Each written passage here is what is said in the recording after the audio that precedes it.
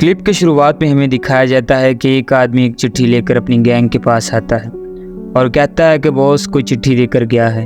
तो बॉस कहता है पढ़ो भाई, क्या है इसमें, हम भी पढ़ के देखते हैं।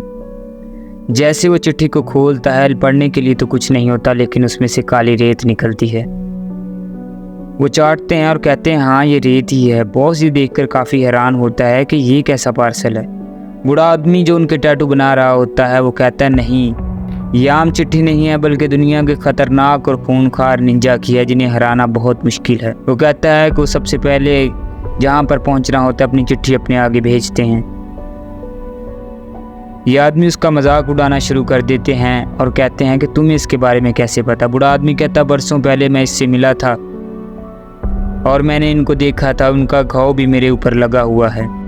तभी वो देखते हैं और कहते हैं ये तो कोई निंजा की तस्वीर लगती है।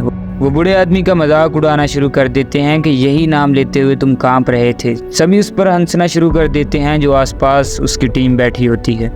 बूढ़ा आदमी काफ़ी अफसरदा हो जाता है। तभी देखते देखते एक आदमी का सर धड़ से अलग हो जाता है और आधा सर ज़मीन पर गिर जाता है। पूरी महफिल में जो वहाँ पर टीम बैठी होती है, खौफ का आलम छा जाता है। सारे लोग चीखें मारना शुरू कर देते हैं। ये निंजा सारी लाइट्स का कनेक्शन काट देता है, क्योंकि ये अंधेरे में सफ़र करते हैं, ना कोई अंधेरे में इसे ढूंढ सकता है और ना इन्हें देख सकता है। ये अपनी अपनी गन उठाते हैं और फायरिंग करने की कोशिश करते हैं।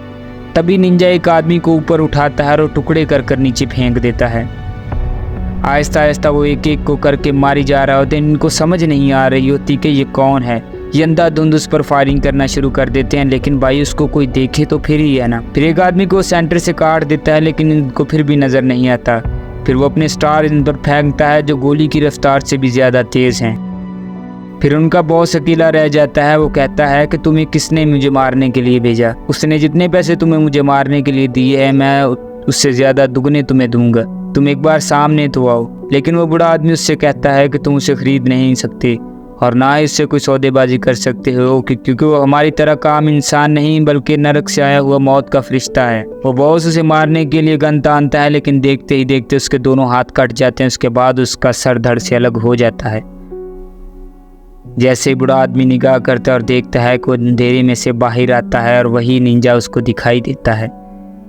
बूढ़ा आदमी कहता है मैंने कहानियों में तुम्हारे बारे में सुना था, लेकिन आज दूसरी मर्तबा मैंने तुम्हें देख लिया है। ये और कोई नहीं, निंजा असैसिन है, जो दुनिया के खतरनाक तरीन निंजा है। उनमें से एक है ये राइजो। इनकी ट्रेनिंग, इनकी एक्सरसाइज इतनी खतरनाक है, करना तो दूर की बात, कोई सोच भी नहीं सकता कि ये किस तरह से अपनी ट्रेनिंग करते हैं। ये कीलों का एक बेंच बनाकर उस पर पुशअप करते हैं। असल में राइजो अपनी टीम से अलग हो जाता है।